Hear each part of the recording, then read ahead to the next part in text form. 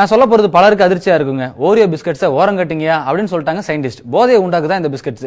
Snacks சாப்பிடுற இந்த evening டைம்ல பிஸ்கட்டை பத்தின இந்த பகீர் தகவல் வந்துட்டு இருக்குது பாருங்க. குழந்தைகள் முதல் பெரியவர்கள் வரை விரும்பி சாப்பிடுவதாக விளம்பரப்படுத்தப்படும் பிஸ்கட்டுகளில் ஒன்றுதான் ஒரியோ. மயக்கத்தை ஏற்படுத்திவிடும் விளம்பரங்களைப் போலவே இந்த பிஸ்கட்டில் போதை ஏற்றக்கூடிய கொக்கைன் உள்ளதாக ஒரு அதிர்ச்சி ஆய்வு கூறுகிறது.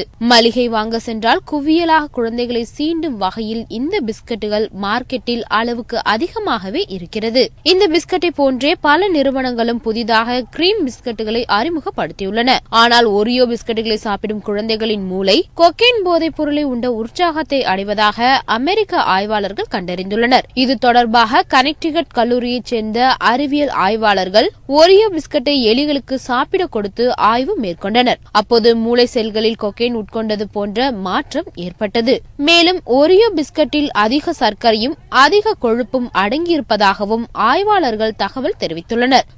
மேலும் சாப்பிட தூண்டும் வகையில் சுவையை தரும் இந்த பிஸ்கட் குழந்தைகளை அடிமையாகவே ஆக்கிவிட்டது. இந்த ஆய்வின் முடிவை அடுத்து பெற்றோர்கள் அதிர்ச்சியடைந்துள்ளனர்.